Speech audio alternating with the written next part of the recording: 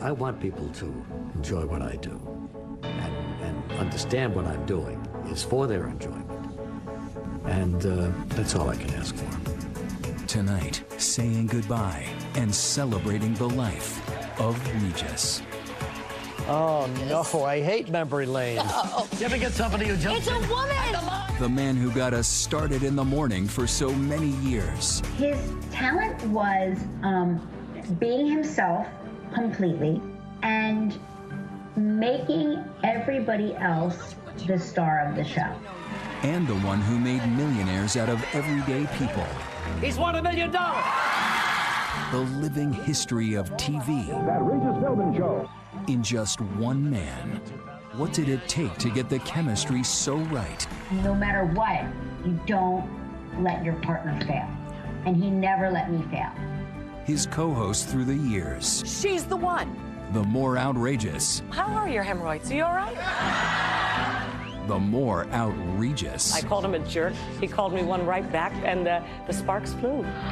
The moments you'll always remember that turned funny business into TV gold. It's turning my arm. Tonight, we're taking you back to where it all began Give me the dirt. What was Regis like as a kid? and to his last interview ever with Jimmy Kimmel. Regis, no one will ever be better at doing this than you. No one, never. Tonight, to our favorite funny man, our friend, and even more, our family, I've got a show to do. we say farewell. Reporting now, Amy Robach. It's Live with Regis and Kelly. From Live Don't look at him! to Who Wants to Be a Millionaire, Wayne wants to be a millionaire. his one-of-a-kind wit and warmth brought smiles to viewers for decades. A familiar and welcome household staple. Tonight, tributes are still pouring in for Regis Philbin after his death of natural causes at 88 years old on Friday. From David Letterman, Regis is in the same category as Carson, superlative. To his former co-host Kathy Lee Gifford, Regis, there will never be another. And the Philbin family expressing their gratitude for their time with him and his singular ability to make every day into something worth talking about. And for this broadcast, I was able to spend some time with the last person to sit side by side with Regis on the set of Live, his co-host of 11 years, Kelly Ripa.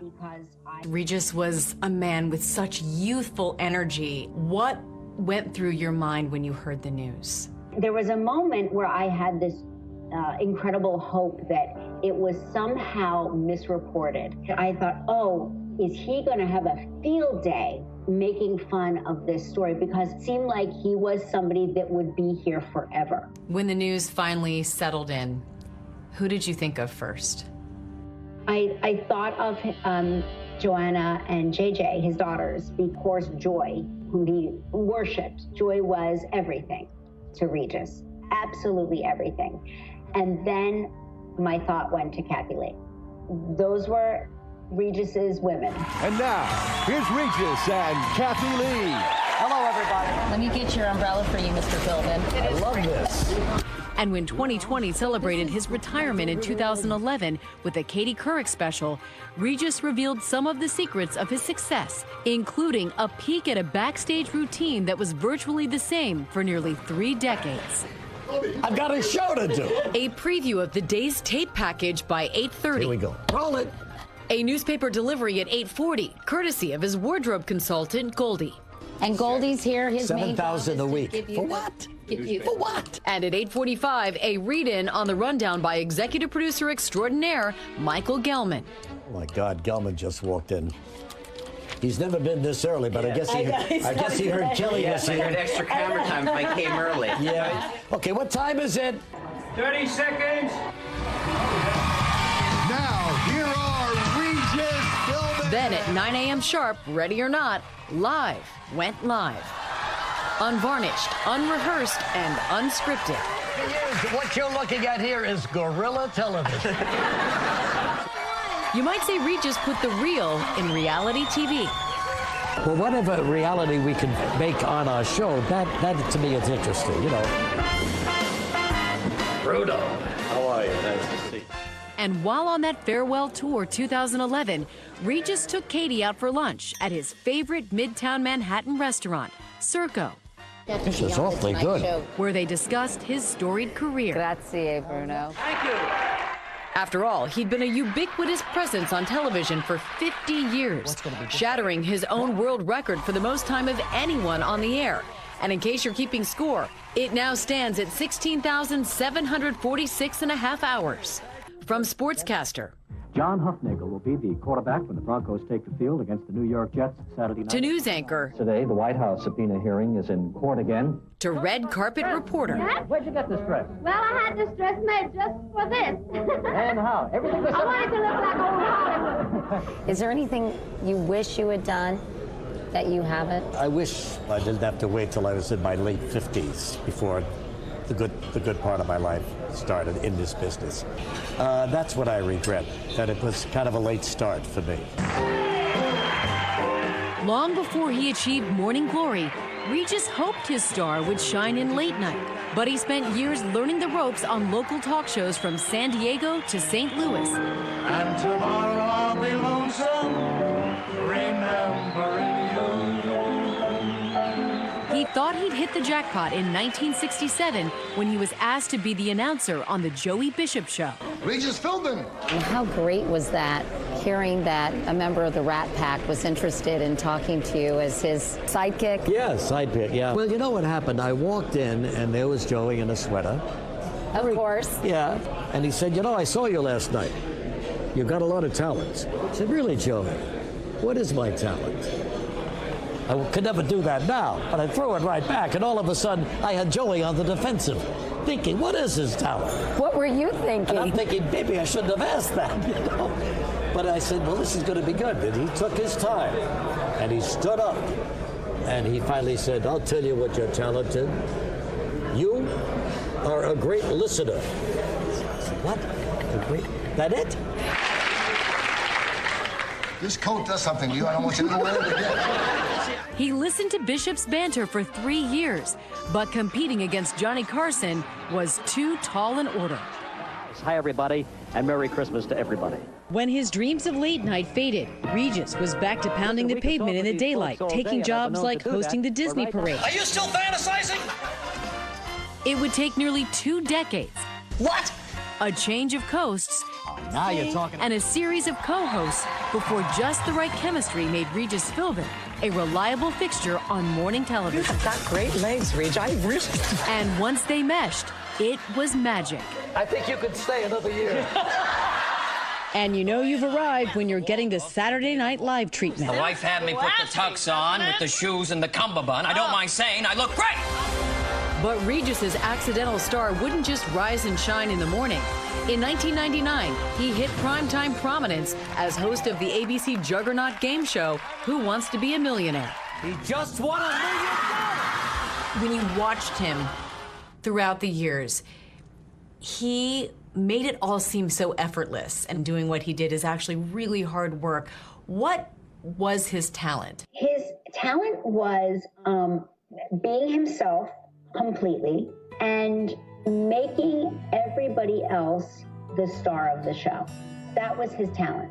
And I think it was his genuine love and appreciation of people. He really was a people person. Next, the chemistry and the co-hosts who got his goat and got the ratings. I called him a jerk the first week we worked together, and he called me one right back, and the sparks flew. For years, my kids thought that I was Regis's receptionist. They thought that I was his assistant. Coming up.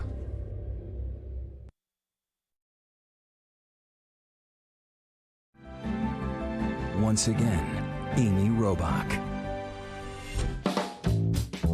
In the book of dynamic comedy duos, you'll find Abbott and Costello, Martin and Lewis, Lucy and Ricky, and Regis Philbin with just about anybody who sits beside him. Did you ever get somebody who jumps It's a in? woman! And the line is! A class photo of his former co-host is a collection of leading ladies who learned from the best. The morning maestro himself. I think I learned from Regis to be authentic on camera.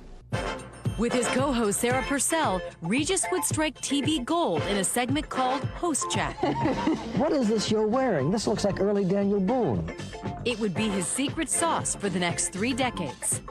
Exactly my thoughts. Okay. Regis regaling his co-host with tales from events of the night before. The last night went up to Yankee Stadium with some friends. Derek Jeter, first pitch, bang, hits a home run. No writers and no holds barred. The whole monologue at the beginning is about what you did the night before, so you don't talk about any of that ahead of time. And it worked. It absolutely worked. There is something about working with Regis. You really have to expose your personal life. I mean, you talk about everything. John had a terrible cold, so I thought... Oh, the weakest excuse I've ever heard of my John had a cold, and they couldn't talk about marriage? It was 1980, and his morning brash got the attention of network brass. NBC wanted him, and he wanted Mary Hart. Mary, how are you? Good morning, everybody. It's Friday, and it's I'm nice walking down Rodeo Drive, and I see a camera crew up the street. I walk by, and all of a sudden, Regis Philbin stands up, interrupts what he's doing, and he goes, "She's the one." The Regis Philbin show got canceled after just 7 months, but for Mary, it was the chance of a lifetime. right here, you know, as Mary steps here, and boom, and she's out that window. He had left this booming, popular show locally to go to the network, and then the rug was pulled out completely from both of us, and I lucked out.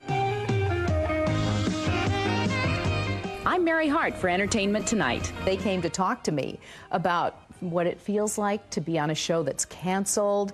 Great. And the next day they offered me a job. I think he held it against me for a very long time. Regis moved back to local TV, this time in the Big Apple, trying to find the next big break. Thank you very much. Hello. He worked with Cindy Garvey and then Ann Abernathy. But in 1985, the maestro met his match. The result? TV dynamite.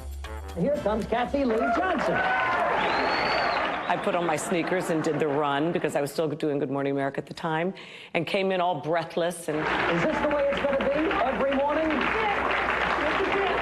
I called him a jerk the first week we worked together, and he called me one right back, pretty much, and the sparks flew. Even New York City couldn't contain the fire. On September 5th, 1988, Regis would go national once again, and this time, the shtick would stick. By the way, I haven't asked you in a while. How are your hemorrhoids? Are you all right? I think, in a weird way, if you hate reality television today, you sort of have to blame Reg and myself for that, because we were the first ones that I know of that ever got paid to talk about their lives for a living. You've been wanting to do this for 13 years, haven't you? This is as close as you're going to ever get, believe me when I tell you. It seems so real that people actually thought Regis and Kathy Lee were married. Is she cute? Is she a doll? She my woman. Even now, after 11 years of not being with him anymore professionally, Regis will announce his presence as he's coming through the door. That's right, Regis is here. That's right, the king, Regis, yes, and look who's here. She won't leave me alone. You know, people very often called me Kathy Lee because we happened to resemble each other. And people would see him with a redhead and think it was, of course, Kathy Lee. Yesterday we had one of our many crises. Oh, you mean because we were not speaking? And we... The most frequent substitute co-host from 1975 on was Joy Philbin, who shared a lot more than a stage with Regis. Women have asked me if I have had to deal with any jealousies, because after all, he does spend a lot of time with very beautiful, very smart women. We have been married so long that those worries have sort of dissipated. No funny business with his co-hosts, but Regis still managed to create a whole lot of funny. Oh my gosh, one of my favorites was we were the first ones to put on those sumo wrestling outfits. And I screamed. Where does the tweet come? I mean, the distance. The distance? Yeah. I don't know what that means. You know, the space. Space bar! Regis's last live co-host was Kelly Ripa, who landed the role when she was a soap star, working across the street from the live set. You get your first job hosting in television, sitting next to Regis Philbin. What did you learn from Regis over the years? I think my biggest takeaway from the 11 years that I shared with him was that you have to be yourself. You cannot be one person on camera and a different person once the audience is gone. You have to be who you are. And no matter what, you don't let your partner fail. And he never let me fail. You had 2 of your 3 children while you were on the show sitting next to Regis. This amazing footage of Regis babysitting your kids. When you watch that footage back, what goes through your mind? I got particularly emotional when we saw those clips. There was a moment where Regis is brushing Lola's teeth and she's staring at him. And he said, "You're a genteel little lady." You're a genteel little woman, you understand? And it was the way he spoke to her very softly. And I was like, that's the father of daughters. What did you do last night? I know you bathed the kids, you went to bed. That's nice. The Halloween shows that you all put on were legendary, to say the least. What was that like? No matter what, if we were Mary-Kate and Ashley, no matter who we were, Regis was always Regis. Yes. Is that a yes or is that a no? It didn't matter if he was wearing a wig and a dress. He never broke from Regis. Even when he tried to, if he was, somebody from the Jersey Shore, he was still Regis. And what a night I had last night. You were everywhere. And Regis really had this unique ability to draw you in. He would tell a story. You would be on the edge of your seat. You would think, and then Regis is going to save the day. And then he would flip the story on its head, and he would be his own foil in the story. Finally, I couldn't stand it anymore. I stood up and George said, "Where are you going?" I said, "I'm to the bathroom, George." It was just magic. Thanks, everybody. Next, a Bronx cheer. Back where his showbiz dreams began. He wasn't batting 1,000 then. He did it! Coming up.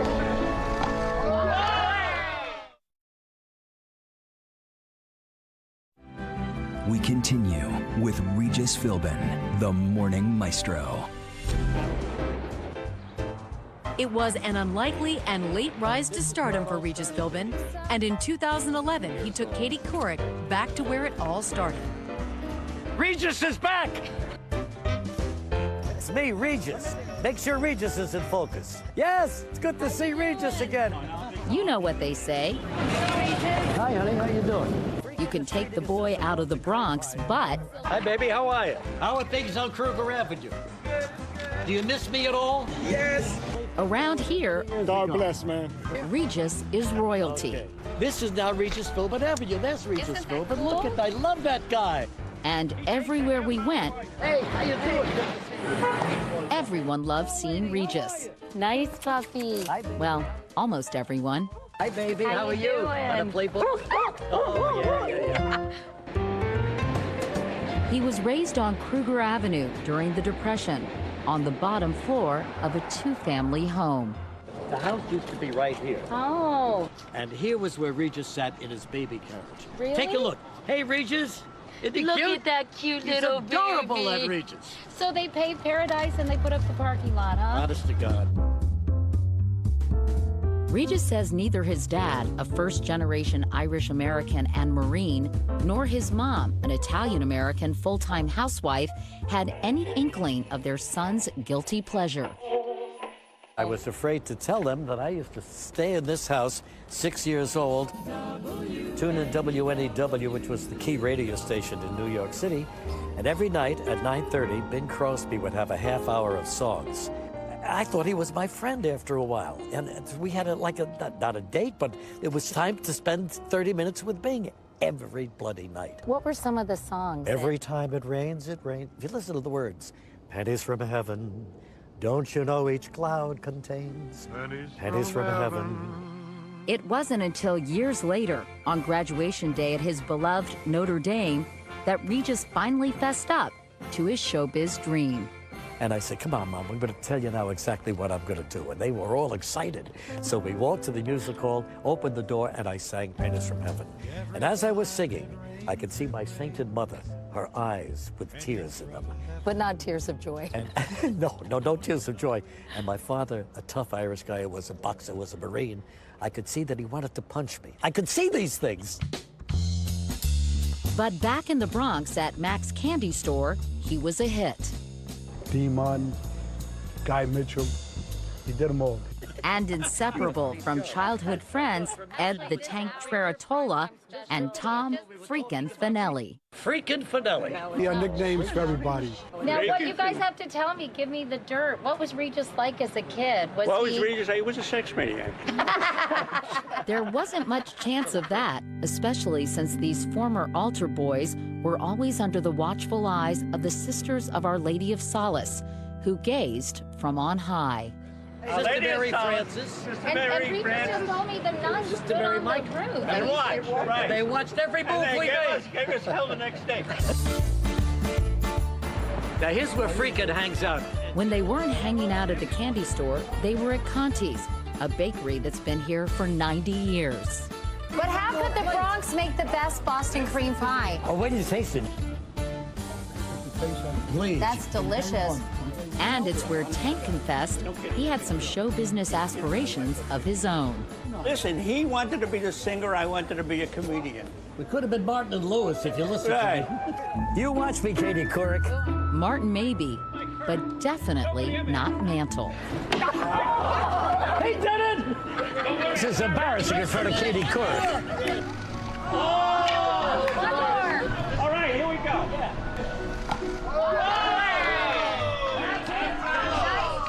That's it for you, Katie.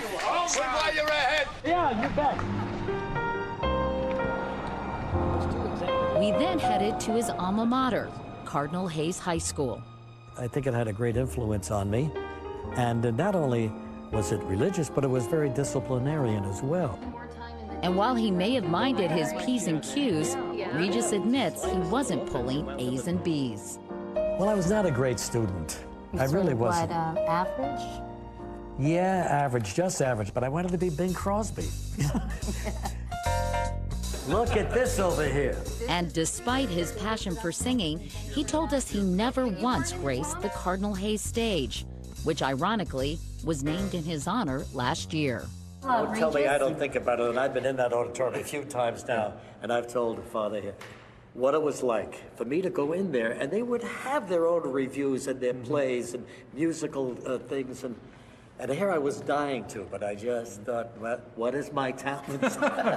What, you just didn't have enough self-confidence? Exactly. I'd love to see it. This is the way it looked like when I was a student. Go ahead, Bill.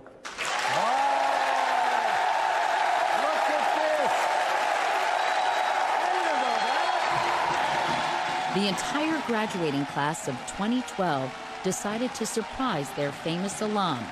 Regis established a scholarship program here, making it possible for 5 students to attend Cardinal Hayes every year. I just wanted to personally thank you for the help the scholarship that you had given my parents and myself. It has helped us significantly, and I just want to thank you for everything that you have done for me, for other students, and for the school in general. Thank you. One thing that I'd like to pass on to all of you is what I told Katie outside, that how sorry I am that I didn't participate in something that I wanted to be a part of. Could have learned it here. And if any of you have any of those dreams, and you're doubtful that you have the ability or the talent to fulfill that dream, you know, don't be frightened by it. Just dive in. So it thrills me to come back here. It thrills me to see all of you guys. I'm very proud of you, believe it or not. And pursue your dream. I know that's an old hackneyed saying in my business, but whatever you want to be, you're good enough to be. And you know why? Because you're a Hayes man. Thanks, guys. Now that's a Bronx cheer. Thank you, buddy. Hey, next. The next clip I put in the category of get it while you can. Uh-oh. We're going to the screening room. No, you kiss me over here. The stories behind some of his favorite TV memories and yours. Next! When we return.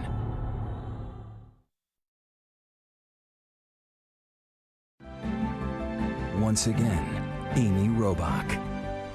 It's Live with Regis and Kelly. In 28 years, there have been snakes. I'm not kidding. It's hurting my arm. And shots. Don't look at him!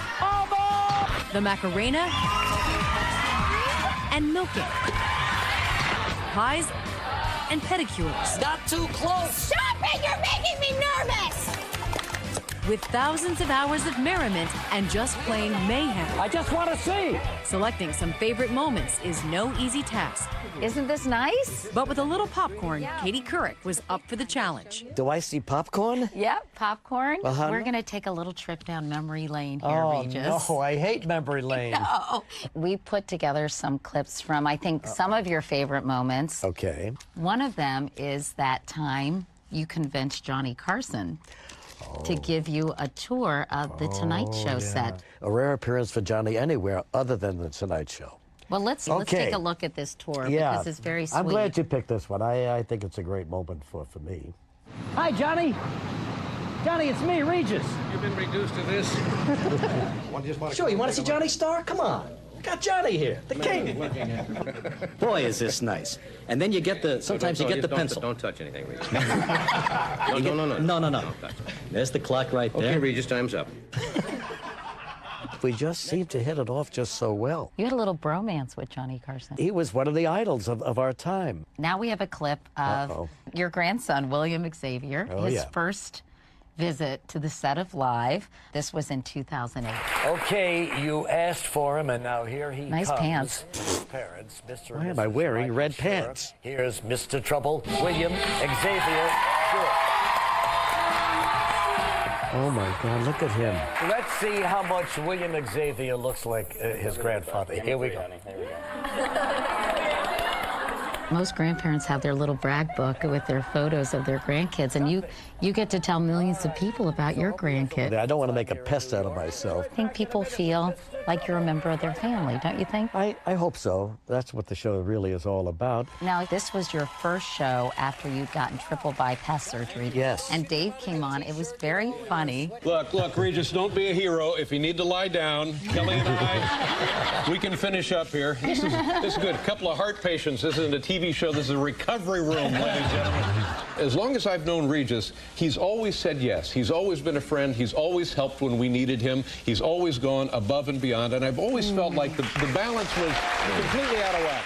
After your bypass, did you suffer from depression at all? Because a lot of people do. It gave me pause to think, you know, you're not indestructible and you're not going to be around forever. Yeah, you're very thankful that you went through it and it worked out. Now we've got some of my favorite clips, Regis. Uh-oh. And one thing I always admired about you was that you were always on the cutting edge of the latest technology. You helped introduce people to new gizmos See, I don't know and if you're gadgets. kidding or not. And let's take a look. Now there is a revolution in communications industry. Now you can send a card, a newspaper, a whole book on a fax machine for the price of a telephone call. Rich, they've been around for a long time now. Why are you just now getting excited about fax machines? Let me ask you something. How many people here heard about fax machines before this show? You're embarrassing. How embarrassing. You did not! You're just doing that to aggravate me. You have a cell phone at least?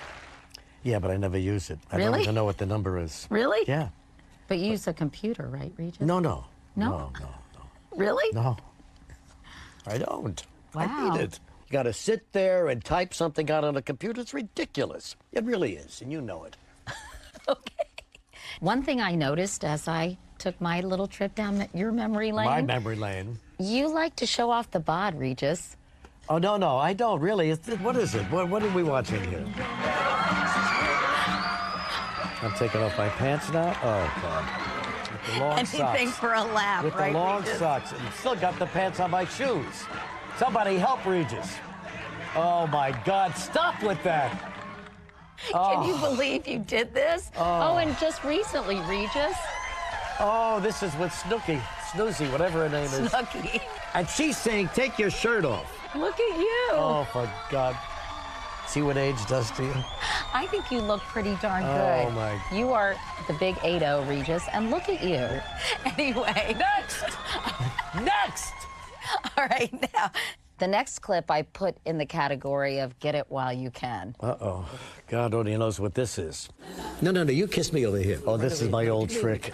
Come on, Alicia. You won't go to jail with We'll me. make him real jealous. We'll make him real jealous. Regis's big thrill. You and Alicia Keys, Regis. They all come sooner or later to Regis. Now we have a moment. The last big goodbye on Live was when Kathy Lee left. Oh, yeah. And this is quite touching, I think. Little song I wanted to sing to you that kind of sums up my feelings and all of our feelings about you. Thanks for the memory. You've been a lifelong pal, boosted my morale, got me enjoy a hefty discount, cruising carnival. The room was small. Thanks for the memory of all the fun and tears through all the years and years. Our host chat every day. Now you're on your way. Forget it all, but please recall I love you so much. So sweet. It was... Next scene! Next, from one millionaire maestro to another, The return of the king. Regis's last TV interview with Jimmy Kimmel. Regis, before we wrap it up, I have a question for $25,000. Yeah. Some final answers when we return.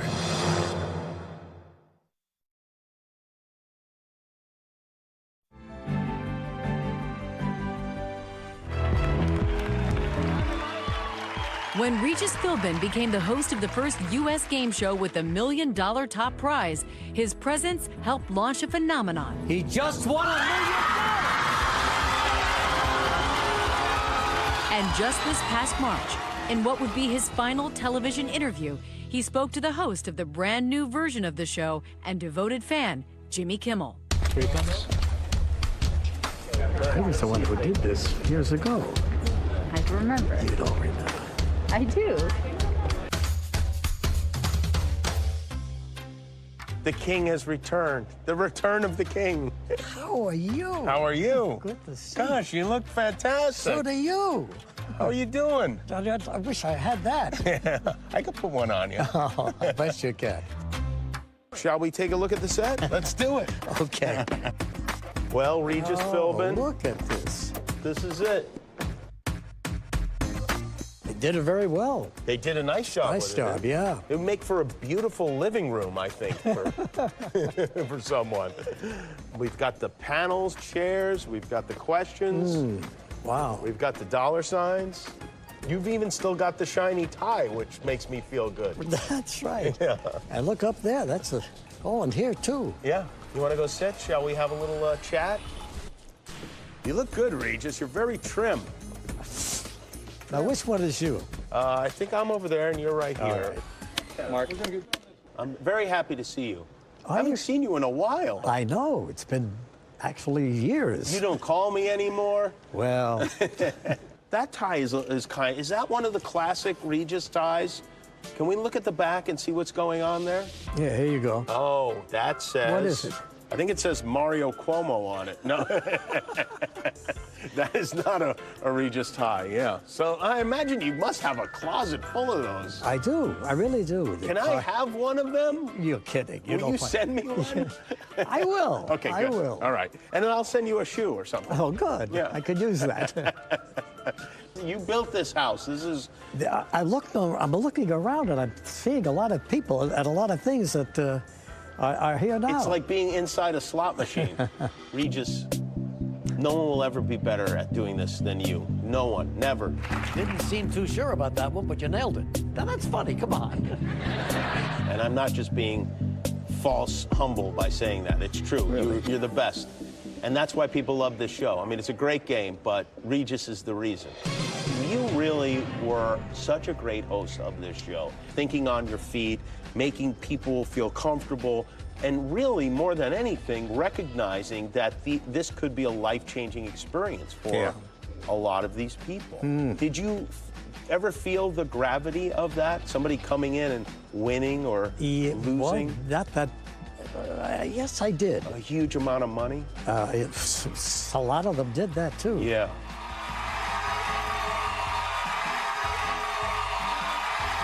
This is 21 years ago. Right, that's a long time ago. I loved doing the show. Final answer? Final answer? Is that your final answer? When you're at a restaurant, or do they ask you if that's your final answer when you order something? Once in a while. Yeah. But that's gotten older. You know, nobody says that anymore. People don't say it anymore. We love you, Regis. You're a great guy. You too. Thank you so much. Thank you. Next, a legend on his legacy. What I'll miss most after all these years is... When we come back.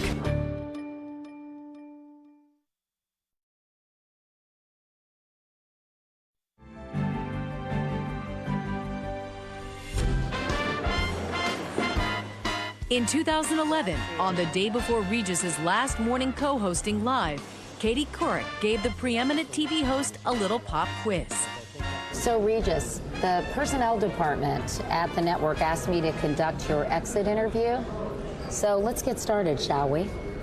My exit interview, okay. To what extent do you agree or disagree with each of the following? 1, I had a clear understanding of my roles and responsibilities. I agree with that. I had the opportunity to enhance my job skills. Well, of course, after 28 years, I think I did it a little better than before. Finish these sentences. I'm the happiest when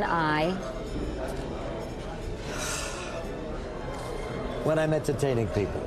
I'm the most miserable when Oh my gosh. When I feel like I haven't been successful in something I've undertaken. I really feel badly about it. What worries me the most is... Maybe having spent too much time working and not enough time enjoying life. I hope to be remembered most for... 17,000 hours in front of a television camera? Is that enough for you? That works. The definition of maestro is a master of an art. And Regis Philbin made his unique brand of television an art form all its own. It's just the thought of you. Tell me what you think Regis's legacy will be. Oh, it's hard. It's hard to measure Regis's legacy because I still think of him as still here.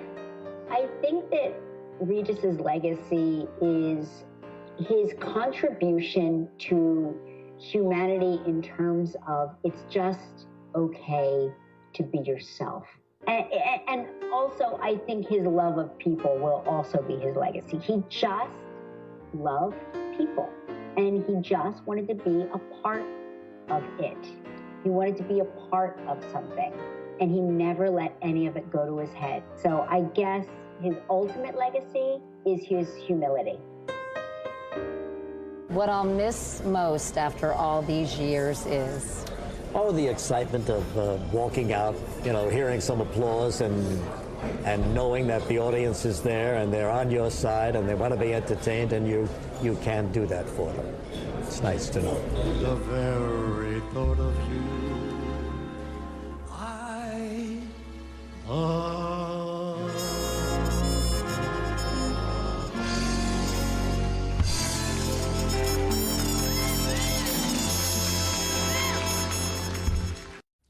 Tonight, a money-making Ponzi scheme leads to murder from the last person you'd ever imagine. Indeed, David. I just came back from reporting on this story. So many people left heartbroken and mystified.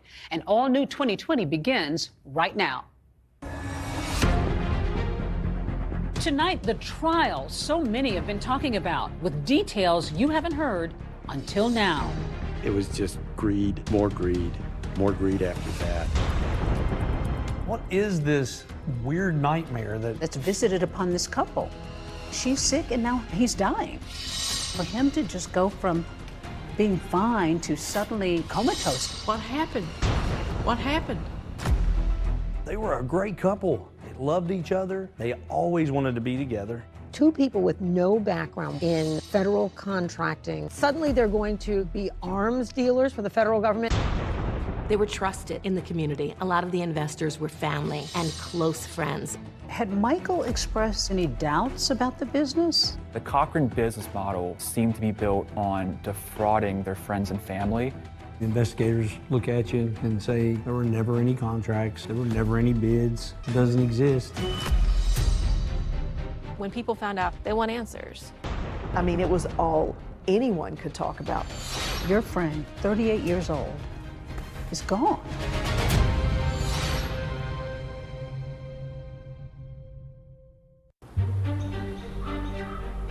Behind all the raw beauty in the untamed West Virginia mountainside are deep-rooted secrets, lies, and betrayal, and a small, close-knit community is upended.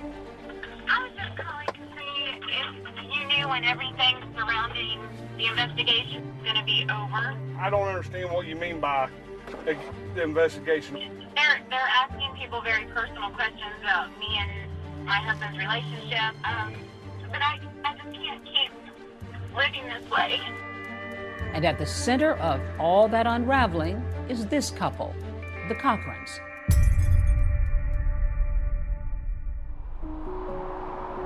It was on a Tuesday night on December the 23rd, 1980, 10:36 p.m. Michael Brandon Cochran was born into the world. Tell me about Michael as a boy. He was a good kid. He always minded me. You know, Eddie came into his life when he was 8 years old.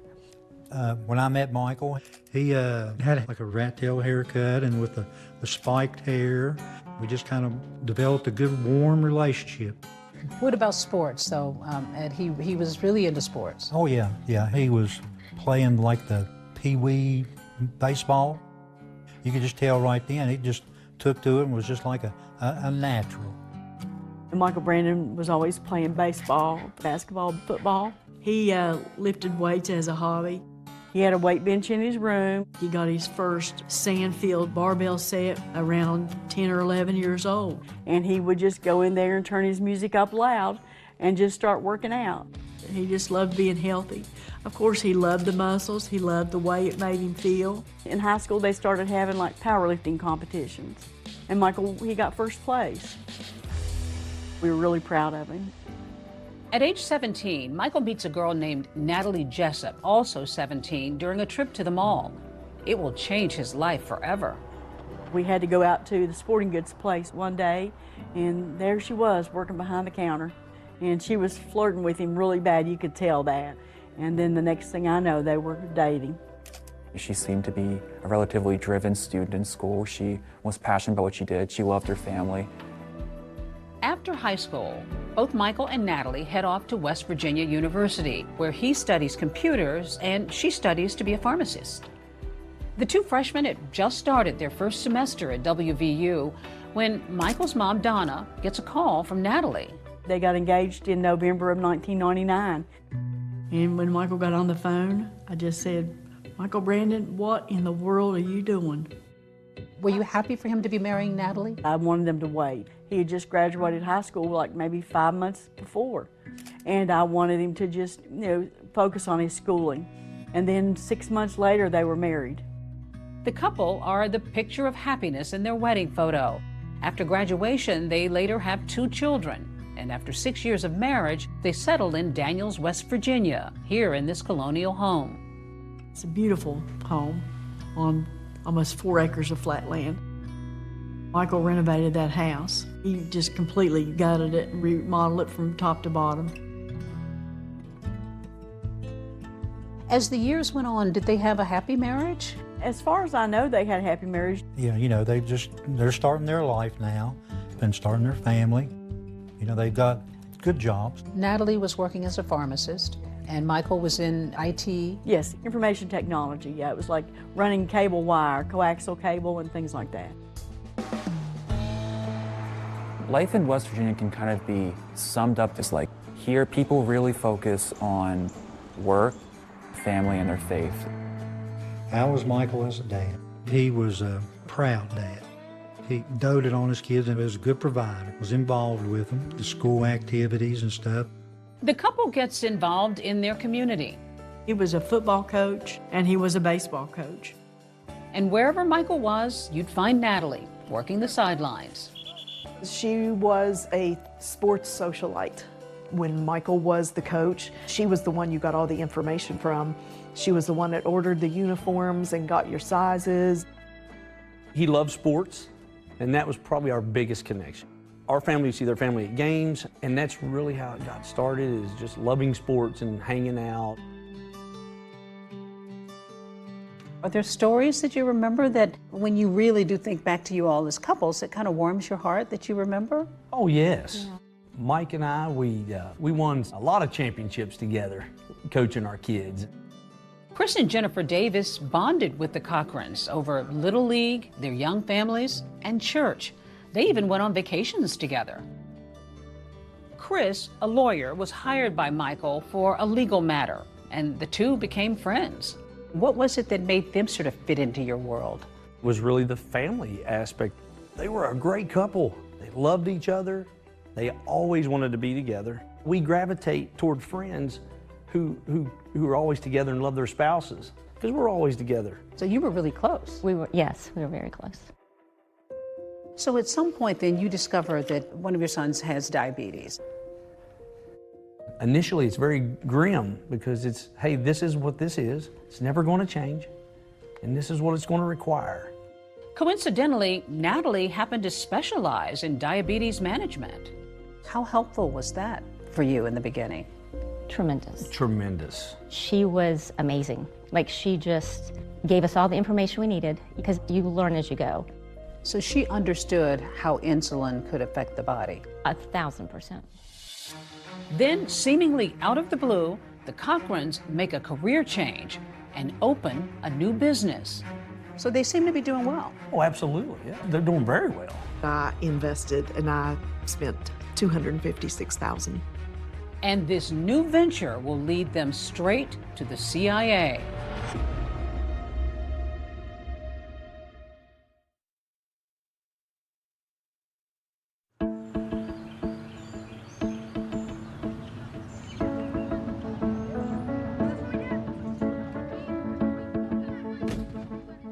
Everybody is very involved with their kids around here, into sports, and that's where parents usually hang out, at school sporting events.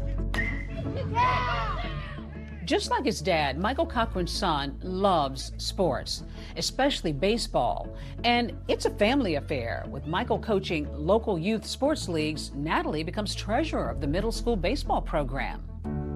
She was heavily involved in that because Mike was a coach.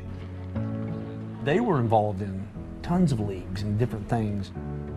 So you were all involved as friends in the sports world with your children? Yes, that's correct.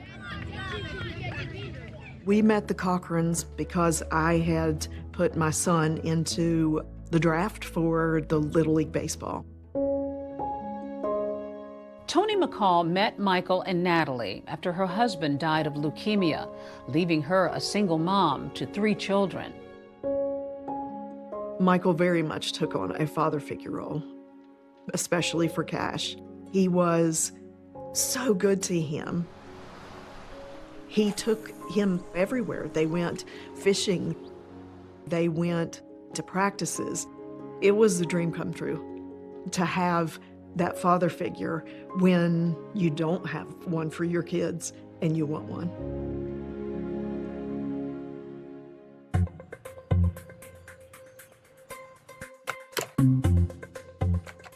The Cochrans are a busy couple, both on and off the field.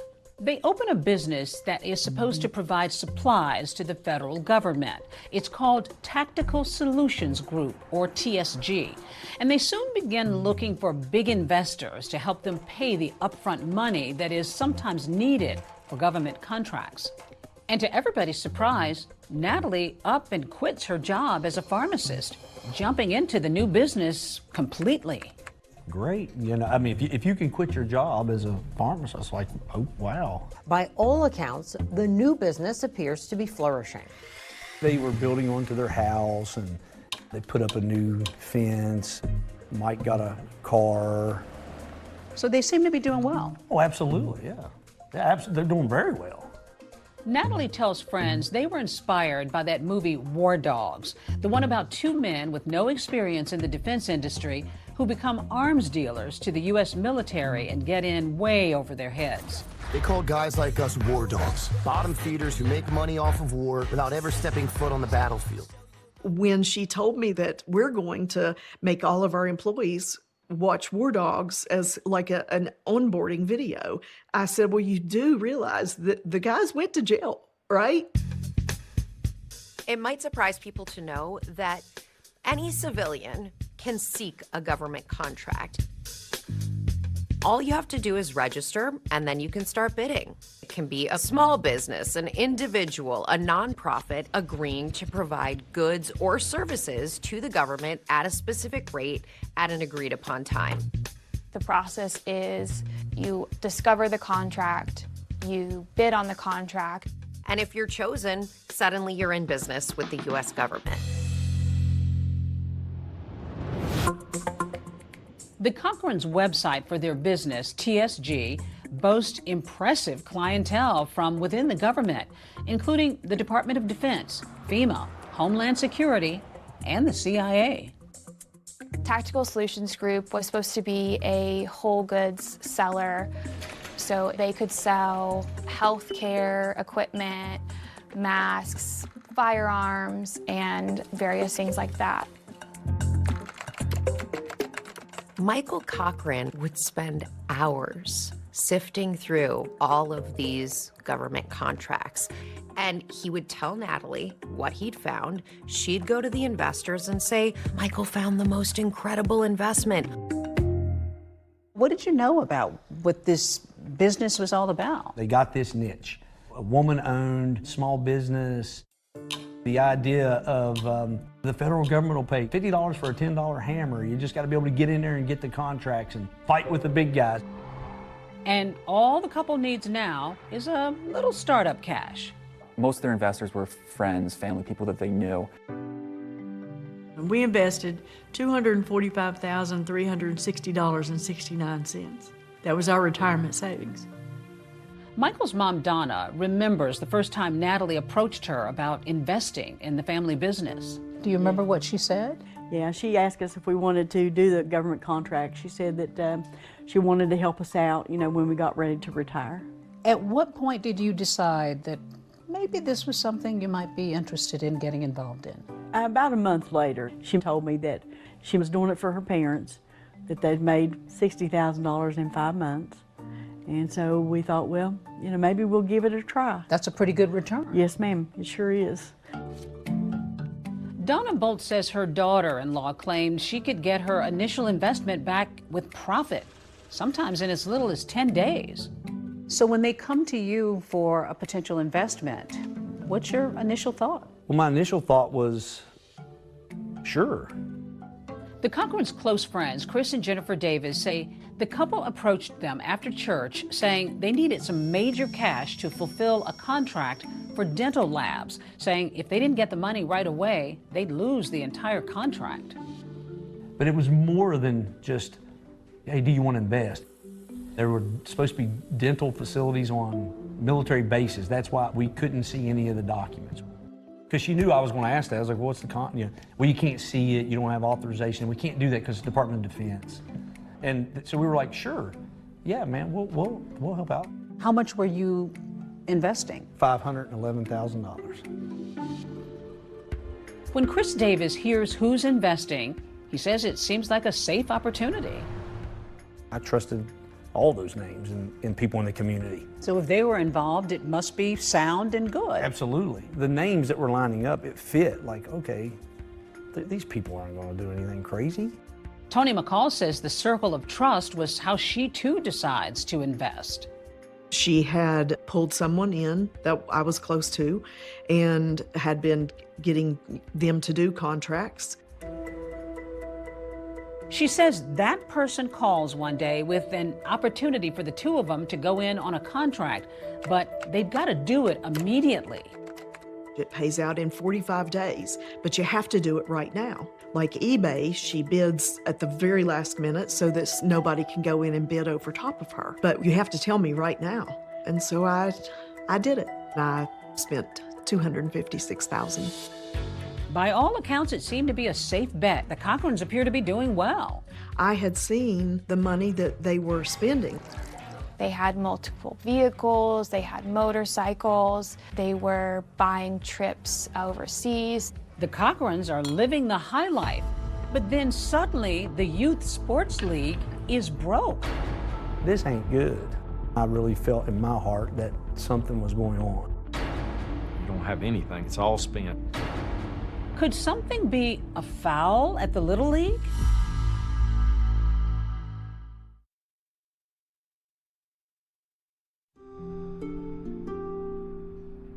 In the small community of Beckley, West Virginia, after just a year, Natalie and Michael Cochran's business is doing very well.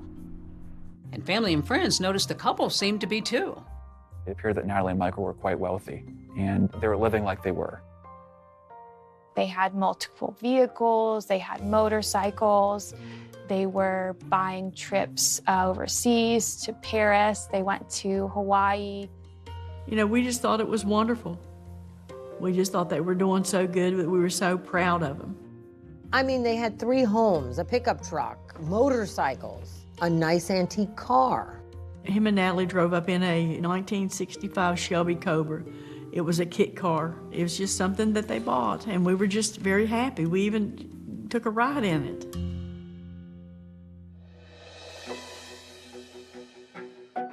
They were living much higher than the majority of people in Beckley, West Virginia. Did you see a difference in how their lives seem to be changing? Oh, yeah. You were on vacation together. What kind of vacations did you take? We did beach vacations, and then we went to New York City a couple of times with them. Yeah. And so the typical sightseeing, shopping. Everybody got along? Oh, yes. Yeah, it was fun. It was great. It was a lot of fun. It was a lot of fun. From the outside, it appeared that a lot of the spending was on Michael's side. This was wealth that he had not experienced before, so he wanted to take advantage of it. Some of the things that Michael Cochran purchased in this period were recreational vehicles, an airplane hangar. He had ambitions and endeavors to open up an aviation branch to this business. He really, really wanted to fly, and he loved that type of stuff. He was working on his pilot's license. Now, he wanted to fly helicopters. They were a great couple to get that kind of money. They were doing things for people, and I mean good things. Michael especially was doing a lot of charity work. He donated a weight room to a local middle school. When he found out his youth pastor was going to be homeless for a while, he actually purchased a property for him to live in. Natalie even gets involved with local organizations and charities. She volunteered, wanted to do this and wanted to do that. She was helping us with juvenile diabetes research, all the fundraisers for that. And then we did a 5K run. She was good at that. She would organize it, get sponsors, get the word out. One time she and Mike were at the house, and she told me that they were going to buy a town in Africa because that was going to be their mission, you know, pay for everyone's home and build homes. Natalie also helps raise money for the Middle School Baseball League. Their friend Chris is board president.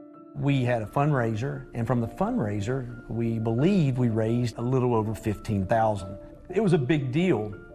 As treasurer of the Little League, Natalie manages the bank account, but members get suspicious when the money all but disappears. But you knew there was a big chunk of money in there.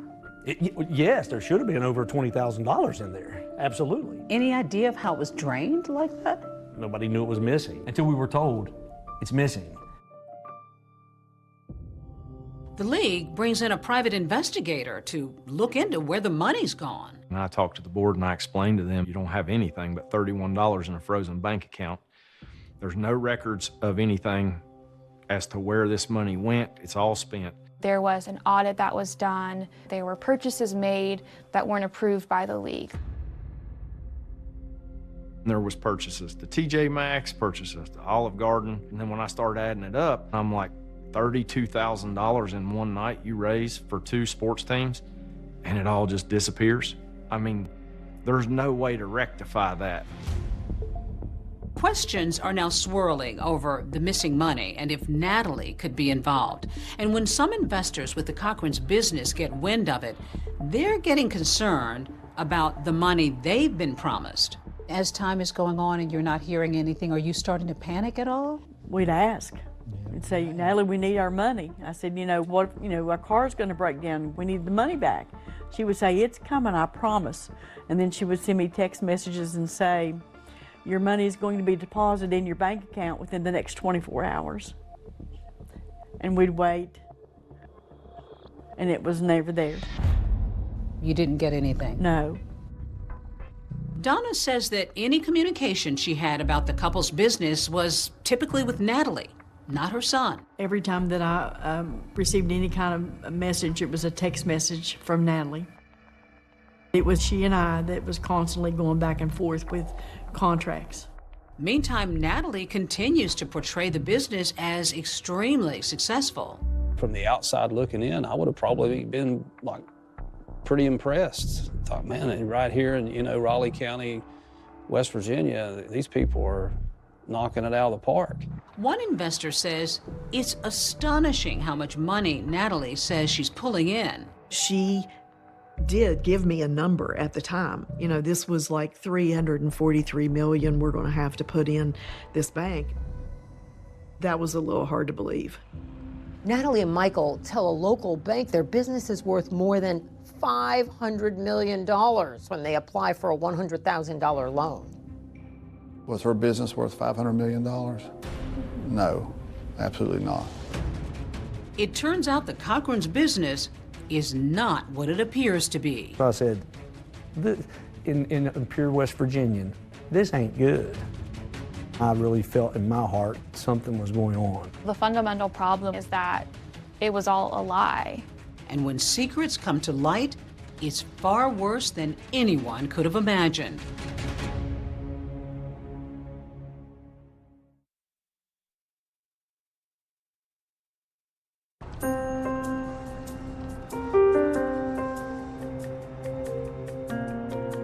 There is nothing wrong with doing well and having a successful business. Well, the Cochrans and their business, Tactical Solutions Group, put themselves out to be legitimate government contractors who were bidding on legitimate government contracts. She always made all of them look like they were good investments. The problem is there never was any legitimate income flowing from government contracts. All the money and cash flow is coming from investors. There were no contracts. There were never any contracts. There were never any bids. It doesn't exist. The businesses didn't exist at all, really, legitimately. They existed on paper. It was clear that it was a Ponzi scheme. When it comes to a Ponzi scheme, there's no real business. There's no money being generated. Early investors get paid by new investor money, like shifting poker chips from one pile to another. And as long as the money's coming in from new investors, the Ponzi scheme can continue. If you're just taking one investor's money and giving it to another investor as if it's a legitimate return on their investment, that's a fraud. I said, no, these are friends of mine. I've seen what they've done in the community. Successful Ponzi schemes almost always rely on trust, and you often find that people start very close to home. The Cochran business model seemed to be built on defrauding their friends and family. Many of them knew them their entire lives, and they had no reason to not trust them. It would hurt a lot less for this to have been someone that I didn't know that had scammed me out of money. It would hurt a lot less. I was already wounded from my husband passing away, and my kids the same. These were friends, neighbors, and family members who were defrauded, and the question is whether Michael knew about it. Michael was not the brains of the couple. He was a great guy. But Natalie was the brains of the operation. And Michael would look for contracts on the government website, and then he would give them to Natalie, and she would make the bid. Had Michael expressed any concerns, any doubts about the business to you? Not about the business. He was stressed about the government. He did not understand why the government will not give them their money, and he just couldn't figure it out. How can they do this? But of course, the federal government didn't owe the Cochrans any money because they'd never conducted any business with them. Michael Cochran was asking her questions very similar to the questions being asked by the investors who were trying to get their money back. She was giving the same excuses to Michael that she was giving to the investors. Natalie would tell me, we're being audited, there's a government shutdown. There was always some excuse with her. The lives and paychecks of some 800,000 federal workers hanging in the balance. Around Christmas time in 2018, there was a government shutdown, and it lasted until January 25th of the following year. Day 32 of the government shutdown, now beginning its second month. We have never seen this. Natalie used this whole government shutdown to her advantage.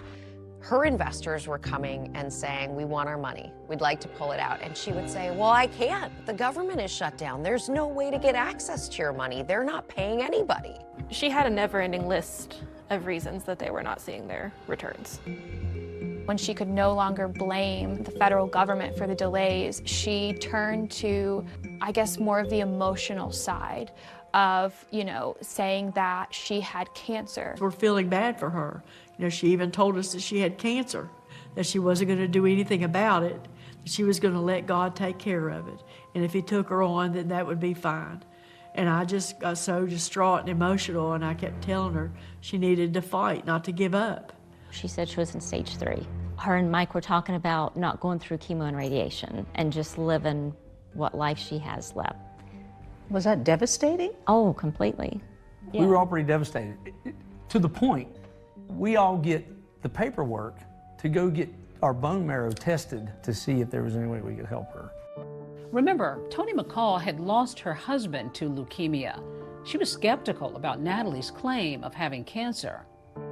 I believe that Natalie used the leukemia to stall on having any payments. I knew she didn't have stage 3 leukemia because it's not in stages, it's in types. Everything pointed to the fact that she did not have it.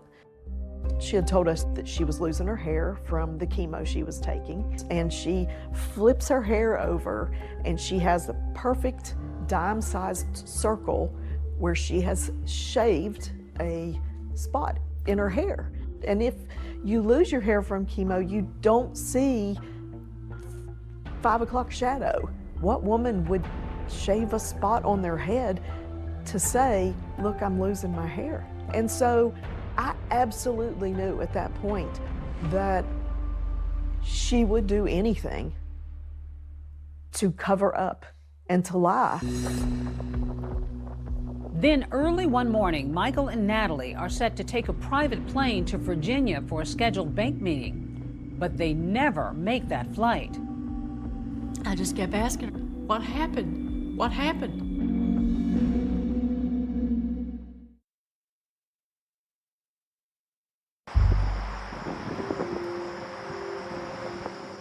On the morning of February 6th, the plan was that the Cochrans, Michael and Natalie, were going to fly to Virginia to visit the Bank of America there.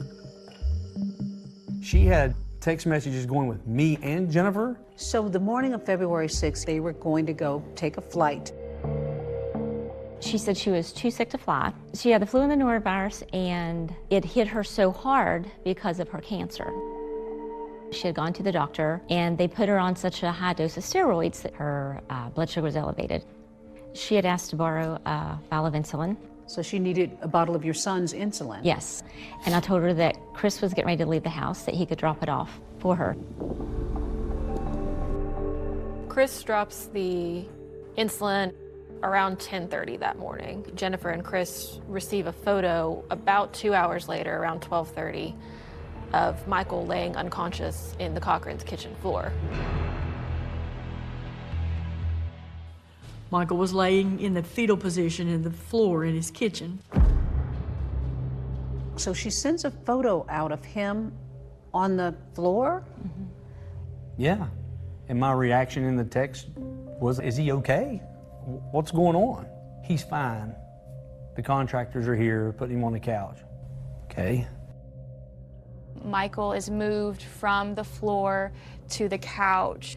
People start coming into the home saying, hey, you should probably take him to the hospital. Throughout the day, some of the couple's friends come to the house while others text Natalie, worried about Michael. Every time we would check on him, we would get, he's fine. He's going to sleep it He's off. going to sleep, he's sleeping it off. She said that he was sleeping it off on the couch. The wording of the messages were as if she was communicating with him. He won't go to the hospital. Oh. He won't go to the hospital? Yes, when she says he won't go to the hospital, in my mind, I'm thinking that he's told her, I'm not going to go to the hospital. Almost unilaterally, all of Natalie's friends were urging her to take Michael to the hospital, and Michael needed medical attention. And so you're looking at close to 8 hours that this man, that he was incapacitated. He was unconscious, he was on the couch, and pretty much unresponsive. I get a message at around 6:30. I'm at Gavin's basketball game. And the message says, can you come by after the game? Chris Davis shows up and insists that they take Michael to the hospital, and they load Michael in the car. I knew something was wrong. He's just totally unresponsive. I was like, well, I said, he's gotta go to the hospital. He's been unconscious for 7-8 hours. Like, we're getting him to the hospital. Michael got to the ER at Raleigh General Hospital. His blood glucose was at 21. He was critical, and he was intubated. A blood glucose level of 21 would be extremely low, dangerously low, and basically result likely in some sort of massive cognitive dysfunction, coma, seizure, or even death. Michael's parents are at home that night with no idea of their son's condition. We came home from church, watched a little TV. I was in the bed. Eddie brought me my phone. He said, you got a text message from Natalie. It's 10:30 at night. Concerned by such a late night text, Michael's mom, Donna, checks Natalie's message. She sent me a picture. There's Michael Brandon in the bed, and he's on the ventilator, unconscious, unresponsive. The Davises also received texts from Natalie showing Michael in the hospital. I just kept asking her on text message, what happened? What happened? Doctors determined that Michael is suffering from cerebral edema.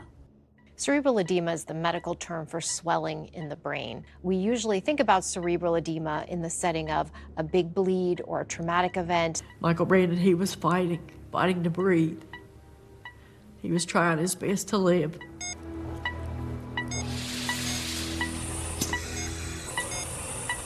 Michael spends at least 4.5 days in a hospital in Charleston. She makes this decision, she's going to take him off the ventilator and everything. What are you thinking at that point, Jennifer? I think there's total shock. I just remember thinking, this isn't happening. This can't be real. Yeah, like, this was so tragic. What is this weird nightmare that just, my goodness. That's visited upon this couple. Yeah. She's sick and now he's dying. Like, those poor kids. My goodness, those poor, this is awful. It was awful. For 5 days, he received medical treatment. He was in a coma, never regained consciousness, and passed away on February the 11th at the hospice house in Beckley. Your friend, 38 years old, within days, is gone. It was awful. It was tragic. is just sad. You know, we went to the funeral. It just all seems surreal. Everything's just kind of like you're like in this fog. You know, just unimaginable. After Mike had passed, Natalie called me one day and said that I've created this scholarship in his memory. Natalie starts a scholarship called the Coach Michael Cochran Legacy Scholarship. It appeared that Natalie was selecting people who were family members. There were also people that Michael coached. Tony McCall's son is one of those high school students that Natalie had offered a 4-year college scholarship to. These scholarships, they're the kind that kids dream of. Natalie, newly widowed, continues running her businesses. But then 4 months after her husband's death, she suddenly decides to sell nearly half of Tactical Solutions Group for $4 million. She had negotiated to sell that business with a buyer, offering to buy a 49% interest of her business. So this buyer had wired her $50,000 as an earnest deposit on his buy-in to this business. But before the deal can go through, police show up at the Cochran home with a search warrant. She said, oh, they came here and they took everything. When they raided her house that day in June, that was huge. I mean, it was all anyone could talk about. When police search the Cochran home, they find something unexpected that could explain Michael's sudden death. A man, 38 years old, what a fitness guru he was, to suddenly die in the midst of financial crimes occurring. I mean, that's pretty suspicious. So they decide to exhume Michael Cochran's body. Does the big con turn into an even bigger crime?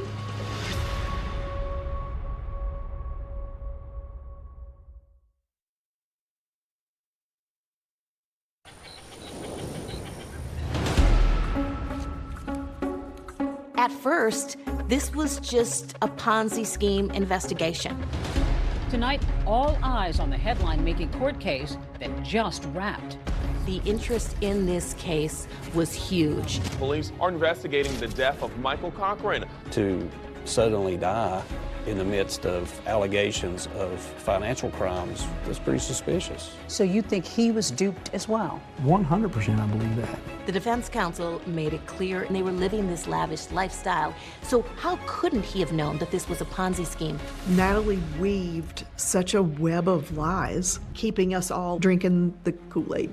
They open the fridge, they find the vial of insulin. That was huge. Did anybody take insulin in the house? No. I said, insulin, what are you doing with the insulin in the refrigerator? Prosecutors called that the murder weapon.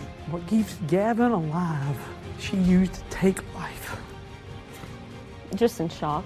I was still in shock. The defense can say, maybe he died of something else. I know that he took steroids and he took many other supplements. He was a ticking bomb. Your daughter-in-law is being accused of killing your son. I mean, how do you kill somebody that you're supposed to love?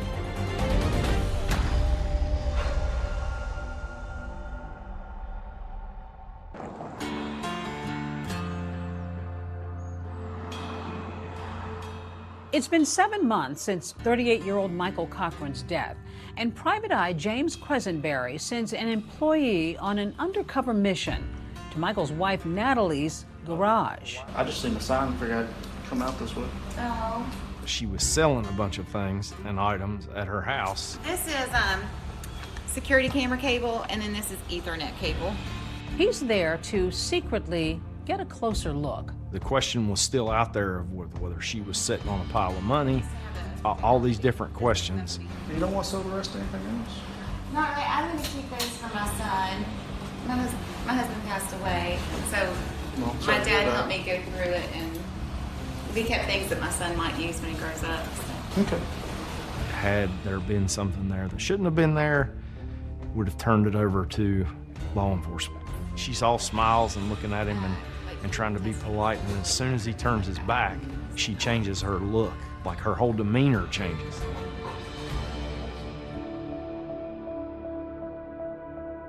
In the months since Michael Cochran's death, authorities have started to take a hard look at the Cochrans' so-called businesses.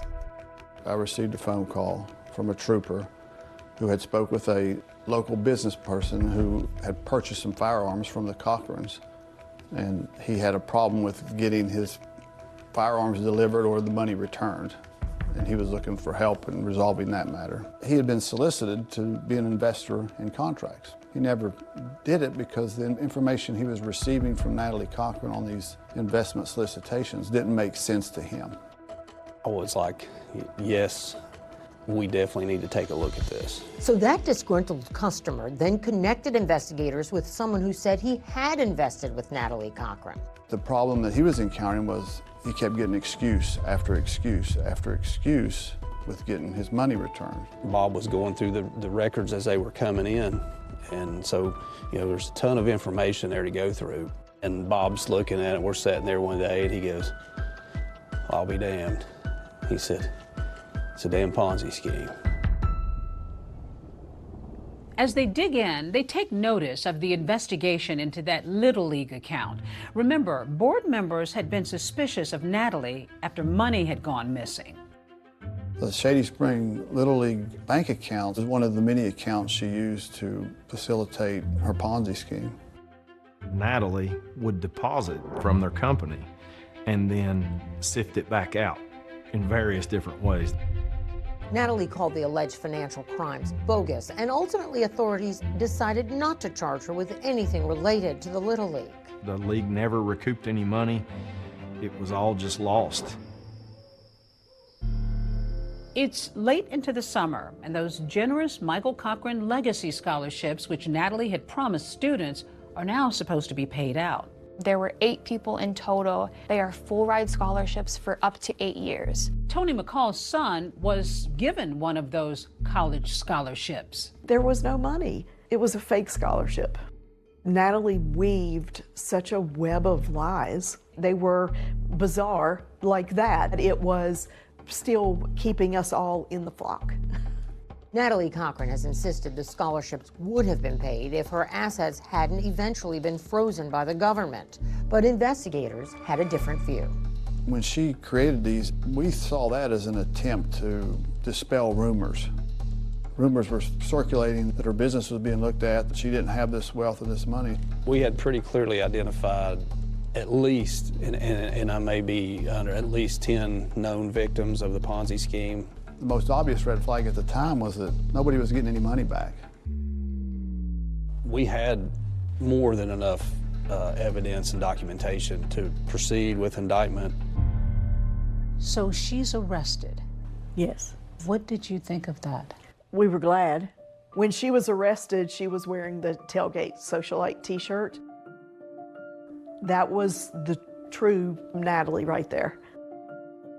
Natalie Cochran faces 26 charges related to the fraud. She pleads not guilty, but her investors are deeply distraught over the hundreds of thousands of dollars in lost money. I spent $256,000. $511,000. Almost $250,000 over the course of 2.5 years. We loved her and we believed her. Everything she told us, we believed everything she said to us. Chris Davis says he too was taken in by his trust in Natalie and by the impressive paperwork she supplied. It looks legitimate. I mean, there are a lot of companies and there are a lot of entities here. Why would she do this? I don't know if it was the greed or the position or status. Reaching a deal with prosecutors, Natalie pled guilty to 2 counts, an unlawful monetary transaction and wire fraud. And then she went off to prison for 11 years for fraud. She did. May 1st of 2021 is when she finally went into the prison at Hazleton. The court also ordered her to pay back $2.5 million to the investors she fleeced. But with little income coming in, it will likely be a very long process. Did you feel that was fair, that was right? The judge said, if I could give you more, I would. He acknowledged the fact that the lawyers had reached this plea agreement and had capped what he could have done to her. So no, at that moment, I didn't believe it was fair. And just as I told the judge, there's 2.5 million reasons why it wasn't fair. But this isn't over yet. A search warrant in the fraud case had led investigators into the Cochran home and brought an unexpected surprise. They open the fridge, they find the vial of insulin. It's suspicious that it shouldn't be there. Nobody in the family is diabetic. Does that insulin have anything to do with Michael Cochran's death? We'll hear from his wife Natalie for the first time as investigators hit her with some tough questions. We'll be having a conversation with Natalie Cochran. This investigation is just getting started.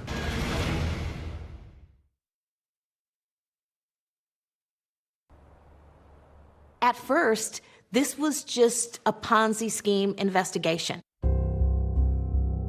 But as authorities investigate the fraud case, they also began questioning Michael Cochran's unexpected death. Michael Cochran, who was 38 years old, seemingly a fit, healthy man. He took care of himself. He did worked out all the time. To suddenly die in the midst of allegations of financial crimes, that's pretty suspicious. No autopsy had been done on Michael Cochran. The death certificate issued by the hospice where he died listed natural causes. There was no medical examiner involvement. Natalie Cochran gave different versions of what happened with Michael on February the 6th to multiple people. So authorities arrange a meeting with Natalie. Today's date is April 8th, 2019. I explained to her we were looking into Michael's death. Natalie, just tell me how things progressed with Michael. February the 6th, whatever day we presented to the hospital, we went to the kitchen and all of a sudden he started throwing up in the sink. And I heard him hit his head, and then I went in there and he had fallen. And so I didn't know what to do because Michael was very adamant after he got out of the hospital last time. He said, if you ever take me to the hospital again, you're going to be dead. It turns out Michael had been hospitalized for several days back in November for potential exposure to black mold. Natalie says she thought one of his training supplements could have been making him sick. It was her belief that Michael had taken an overdose of this supplement that she alleged was coming from Mexico. I'd always been arguing that that's not safe. It even came in a bottle that said for animal use only, not for human ingestion. It's like syrup. Right. We're taking it to gain mass and to keep his stomach cut up. Gotcha. And it also had an insulin component in it, but bodybuilders can manipulate insulin to cut muscle. She introduces insulin in the discussion as part of Michael Cochran's weightlifting regimen. Mike was all about, he was just very into body. Is there any chance that he would have purposely taken too much of that? He did purposely take too much. So he was trying to super load. There was always this effort to make sure that there was an explanation for insulin being somehow involved in Michael's death. In the third conversation, she brought up that Michael was injecting with insulin. She had done a complete pivot from where it was all this supplement. Now Michael's injecting insulin. The insulin he was doing through injection. Correct. He would inject it before meals so that it would cover any carbs that he ate. Insulin is used primarily by diabetics to essentially help us regulate the blood sugar in our body. He wasn't diabetic, obviously. No.